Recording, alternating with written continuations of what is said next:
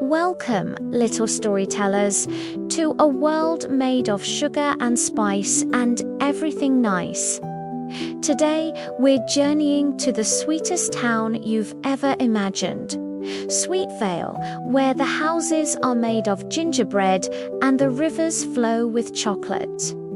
In the heart of this delightful town lived a young baker named Mila. She wasn't just any baker. Mila baked cupcakes that held a special kind of magic. One bite and even the grumpiest grump would crack a big, happy smile. Every morning, Mila would greet the sun with her trusty sidekick, a little talking whisk named Whirly. "Time to bake some smiles, Whirly," she'd chirp, and together they'd mix flour, sugar, and a secret ingredient, a dash of pure joy. Her best friend was a shy little marshmallow boy named Mellow. He was so soft and squishy, and though he didn't say much, his friendship was the sweetest treat of all. They'd spend their days delivering her magical cupcakes, watching as the whole town lit up with happiness. But one morning, something strange happened. The sky, usually a bright candy blue, turned a murky grey. A gust of wind blew through Sweetvale, but it didn't carry the scent of fresh bread. It carried a strange, sticky sweetness. "What's that, Mila?" Mellow whispered, hiding behind a giant lollipop tree. A giant swirling cloud of cotton candy and hard caramel began to form in the sky.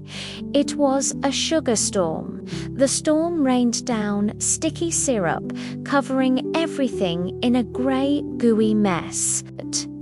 The cheerful colors of Sweetvale vanished, and worst of all, everyone's smiles disappeared, replaced by sticky frowns. Mila knew she had to do something. She ran back to her bakery, Whirly buzzing with worry. "A storm this sugary needs a powerful antidote," Whirly exclaimed. Mila looked through her grandmother's old recipe book and found it. The legendary kindness cake.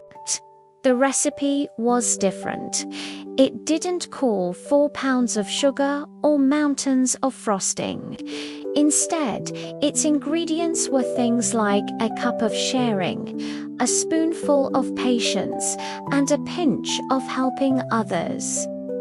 Mila realized this was a different kind of baking. Her first task was to gather a cup of sharing. She saw 2 little gumdrop kids arguing over the last clean spot under a mushroom umbrella. The spot wasn't big enough for both. Instead of just walking by, Mila took out her own raincoat, held it over them, and showed them how to huddle together. They stopped arguing and giggled, sharing the space. A little bit of color returned to their cheeks, and Mila felt a warm glow. She had her first ingredient. Next, she needed a spoonful of patience. She found old Grandpa Gingersnap stuck in a river of molasses. He was trying to get out, but he kept slipping. Mila didn't rush him. She sat with him, talked to him, and together they slowly and carefully found a path to solid ground. Another bit of color returned to Sweetvale. Finally, she needed a pinch of helping others. Mellow, who was usually too shy to talk to anyone, saw a little sugar mouse crying because its home was covered in goo. Mellow bravely went over and, using his soft body, gently wiped away the sticky mess from the tiny doorway. The sugar mouse squeaked with joy and gave Mellow a big hug. With all the ingredients gathered, Mila and Mellow rushed back to the bakery.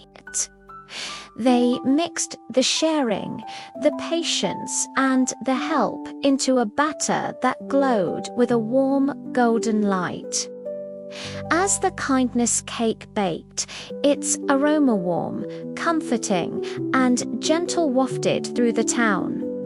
It wasn't sugary, it was loving. The grey goo began to melt away, and the brilliant colours of Sweetvale returned. The sugar storm dissolved into a gentle sprinkle of sparkling sugar dust, and everyone's smiles came back brighter than ever. Mila looked at Mello and realized the story's true moral. Sweetness doesn't come from sugar, but from the kindness we share with each other. Thank you so much for joining our sweet adventure today. If you loved Mila's story, don't forget to hit that like button and subscribe for more magical tales. See you next time.